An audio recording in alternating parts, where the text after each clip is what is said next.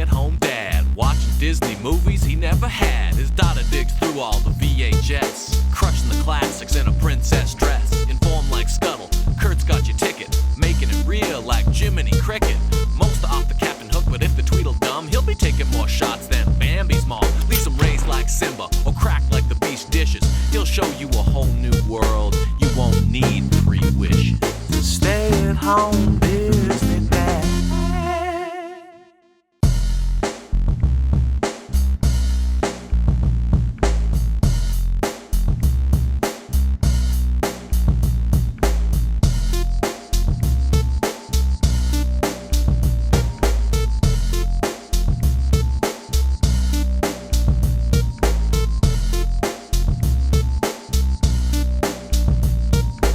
As I mentioned at the start of the Little Mermaid review and at the beginning of the Beauty and the Beast review, before starting this journey, I had only seen just four Disney movies: Little Mermaid, Beauty and the Beast, Lion King, and Aladdin. From what I can tell, talking with mega fans, is that these are basically the top 4 movies the company ever produced, so that's good luck, I guess.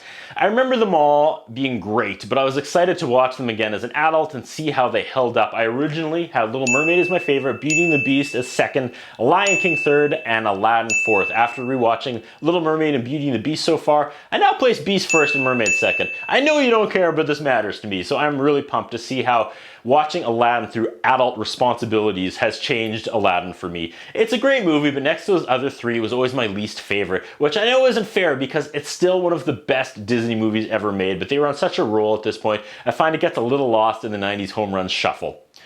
You know, it's like trying to figure out which time Bret the Hitman Hart won the world title was the best. Like, as a Canadian, it's easy to say SummerSlam 97 when he was the greatest pro-Canada hero and the biggest bad guy down in the US. But you know, the first time he actually won the world title was right here in my hometown of Saskatoon, seriously, in the arena like 10 minutes from my house. But then you really start to think about it, and in 1995 they took the belt off and put it on Diesel and ratings tanked, so they realized they made a mistake and put it back on Bret a year later. Same thing happened in 1993. They took the belt off Bret and tried to make the fans care about Lex Luger, tried to make Lex Luger the next Hulk Hogan.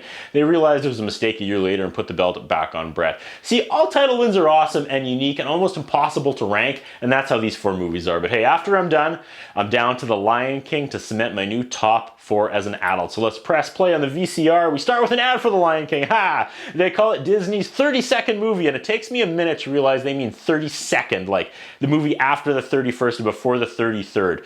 Feature presentation. There's some shadowy bad guys. One guy has to, quote, slit some throats to get half a scarab. Oof, already setting a tone. Jafar and his parrot Iago get both the scarabs and put them together, and the epic tiger head rises out of the sand. And I remember the scene being a big deal because in my head, it was the first computer animated scene they ever used. I thought so anyways, but I think that's incorrect. I'll look it up later. Jafar sends the thief into the mouth to retrieve the lamp, but he gets rejected. Tigerhead is angry. Who disrupts my slumber? Quote, only the diamond in the rough can enter. The thief tries again, and nope, the head sinks and the thief is buried alive. Bam! Aladdin and his sidekick Abu the monkey are singing and stealing. The term street rat is used 4 or 5 times a minute. Some guards or police see some kids with stolen bread and they're about to whoop that underage ass, but Aladdin steps forward and ends up falling in the mud. In the palace, we meet Jasmine and her pet tiger Raja, and okay, pause. Princess Jasmine. Something I never thought about until we did that royal dining at Cinderella's castle in Disney World is how different Jasmine is compared to the other princesses. I feel like Belle gets a lot of credit as being really progressive when it comes to female Disney characters, especially in the 90s, but no, the first real game changer was Jasmine. So we're having supper in this castle, and one by one we meet all the princesses and they do their rounds. And obviously they're all in character. I mean, it's great. My child is dizzy with attention. And these gals are absolutely nailing their respective parts. They all have their tiny squeaky princess voices. And, oh, Snow White is so happy to see you. I'll have to tell Happy I met you and he'll be even more happy. And Ariel is like, oh no, don't tell my father. I was talking to humans. But then Jasmine saunters up to our table and is like, hey, what's up? I see it's your birthday. You want a picture? Yeah, everyone in. This is going to be great. Dad, get in here. And unlike Ariel and Belle and Aurora, she could care less she's a princess and doesn't think she's a big deal. You think about how Jasmine would act in real life, and yeah, she'd act like that.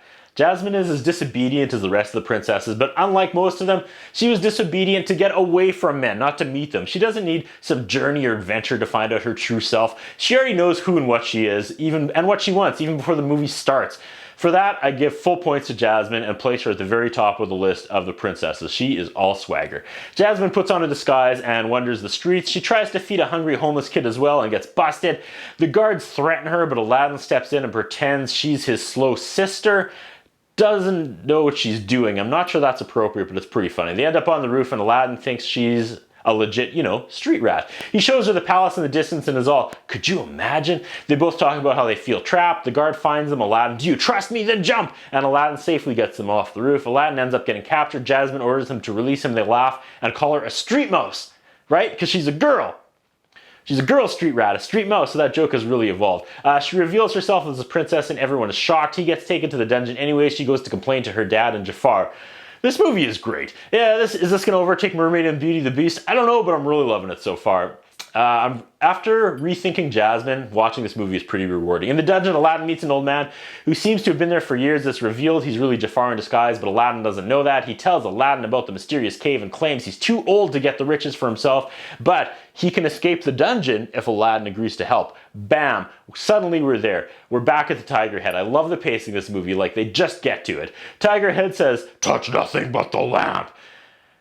The animation here is next level. Everything is gold inside and shiny and awesome. And I know what's coming, so I'm going to say it early. The animators deserve a raise for what's about to happen. The only thing not gold is the purple magic carpet, and Carpet is an awesome character. They ask the Carpet about the lamp, and Carpet knows where it is. Now they're in the dark tunnels, but they see the shiny lamp atop a giant hill of rocks. Uh-oh, Abu sees a giant red ruby, and no, you greedy monkey, no! Abu can't help himself. He grabs it just as Aladdin gets the lamp, and it hits the fan. Tiger Head starts lowering, and the walls and railings are breaking, and lava is rising.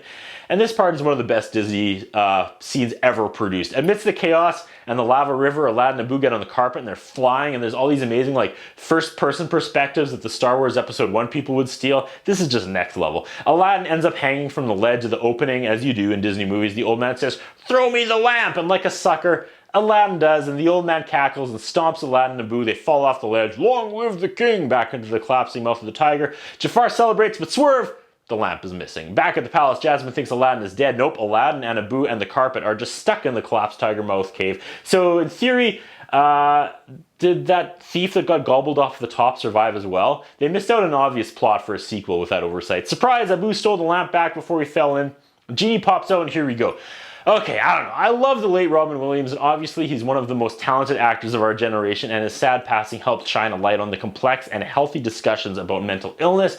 But I'll just say it, Genie could have been much less over the top in this movie. Maybe just my opinion, but I found him a little grating back when I was a kid, and a little grating now as an adult. We get that epic, na-na-na, ma-ma, na-na-na, ma-ma, ain't never had a friend like me song, and that is money. Definitely a Disney classic, but the genie is juggling his multiple heads at one point, and he's a turkey dinner. I don't have the energy or desire to write down everything that's currently happening.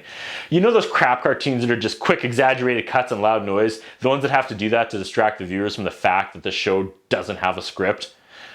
That's what most scenes with the genie feel like, and Disney is so much better than that. Sorry. Aladdin immediately tricks Genie into getting them out of the buried tiger mouth cave. Back at the palace, the Sultan tries to smooth things over with Jasmine, but she's not interested. She tells Jafar to his face that once she's queen, she will have the power to get rid of him. She says that right to his face. She don't care. She's like the honey badger. Classic Jasmine. Iago comes up with a plan for Jafar to marry Jasmine. That way he can become the Sultan. What's up with Jafar? You think he would have connected those dots a long time ago.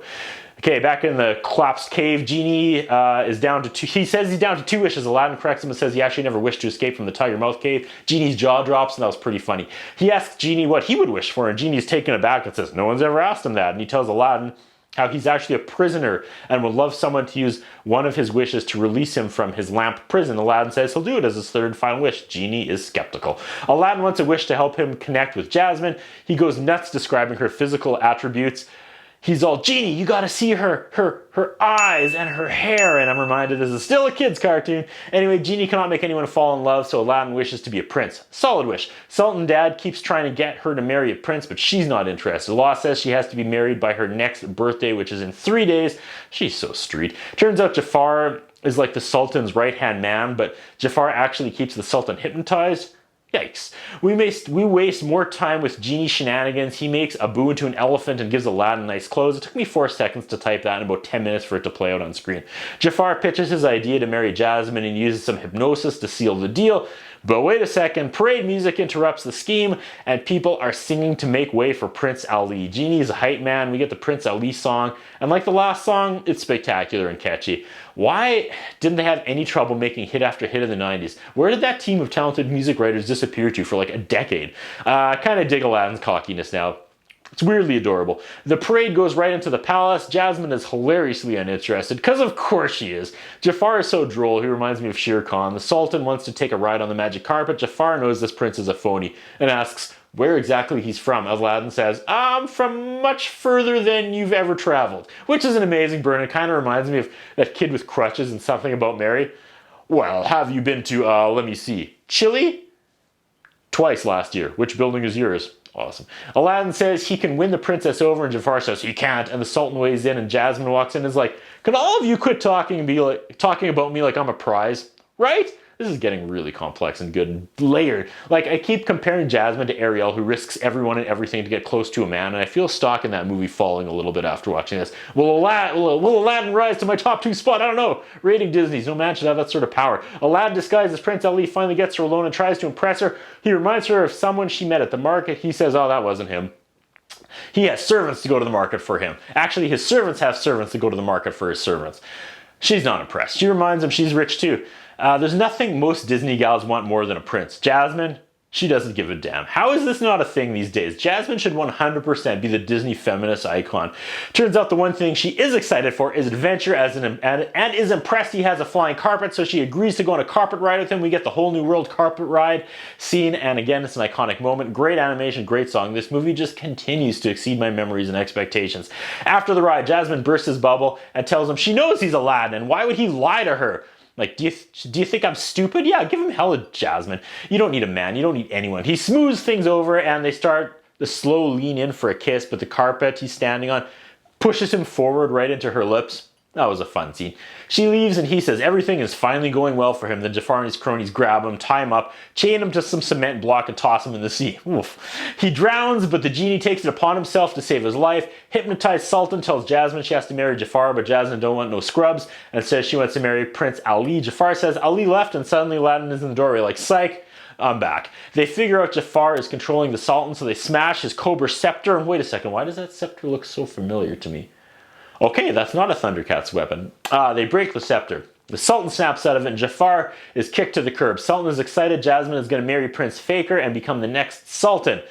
Aladdin is like, me? Sultan? Jafar is cackling and Iago's like, oh no, he snapped. He's cracked. But Jafar realizes Prince Ali is really Aladdin. Genie is like, all right, wish number 3. Free me. He can't. Aladdin needs that last wish. Genie says, well, you lied to everyone else. I was starting to feel left out. Oof. And yeah, sorry folks, Aladdin is kind of a jerk.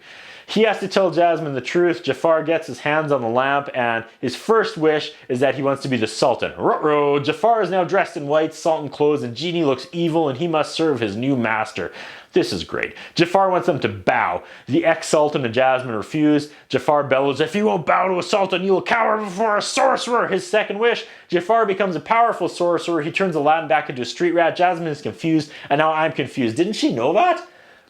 She thought he was also royalty pretending to be a street rat at the beginning of the movie, not the other way. Oh, okay, I'm back. Aladdin gets exiled to the snowy mountains in damn sun. Open sleeveless vest and no shoes in a blizzard is not a good combo. On the edge of the mountain, a cylindrical part of the tower is rolling forward towards Ski and Abu. It's going to crush them. Aladdin makes a drastic slide and lands in the window hole just as it rolls over them. It's kind of hard to explain, but it looked amazing. Wish number 3. Jafar wants Jasmine to fall in love with him. Before Genie can explain he can't do that, Jasmine pretends she's actually in love with Jafar already, and to distract Jafar, she kisses him, but Jafar sees Aladdin's reflection in her crown and realizes he's been duped. He's blasting everyone with a scepter and breathing fire, and he unravels the carpet into thread. He turns into a huge snake, and this climax is so good, until we have a cutaway where the Genie is a cheerleader. Just takes the wind out of the moment. They recover and get the tone back pretty fast, but they really should have removed that scene. Giant Cobra Jafar catches Aladdin, and Aladdin mentions the Genie is still more powerful than him. Jafar realizes he's right, and for his third and final wish, he wants to be a more powerful Genie than Genie. He turns into this red Genie, and everyone is scared, but big surprise, Part of being a genie is being stuck inside a lamp, and bam, outsmarted. Street Rat 1, omnipotent evil genie 0. Aladdin and Jasmine have their moment, and they wish they could get married, but she has to marry a prince. Genie reminds him he has one wish left, and Aladdin, wait, didn't he wish to be a prince already? He was about to wish to be a prince a second time? Wasn't he officially a prince? Was that undone? I don't know. Instead, it said he wishes for the genie's freedom. Genie does his genie stuff, and they try to have a sad goodbye moment. But as far as sad Disney and Pixar movie moments go, this is not one of them. Genie slaps on a goofy hat and leaves for vacation. The Sultan says he doesn't care, and his daughter can marry a dirty street rat after all. Prince Aladdin and Jasmine take another carpet ride into the night sky to end the movie. Okay, so did Jafar unprince him when he was the sorcerer? Couldn't he? But I'm very confused here. If the sorcerer unprinces a prince, does that disqualify him from marrying a princess? Anyway, this movie, awesome. Jasmine, by far the greatest Disney princess so far. Is Aladdin a better movie than Beauty and the Beast, though? No. Is Aladdin a better movie than The Little Mermaid? No. I'm just not drawn into these characters or situations like I am the other two. It's unfair. This movie is amazing and deserves to sit on the same shelf as the other three, but it's the least relatable, and that kills it. So far, my top 3 sit Beauty and the Beast, A Little Mermaid, and Aladdin. When my toddler finally picks Lion King, I'll see where we're at. Like that guy in the spider costume, his blonde girlfriend got tossed off a bridge by a guy wearing his purple gotch outside his green pants always says, with great power comes great responsibility. That's what I think about. What do you think? What we have is a concern about Curtis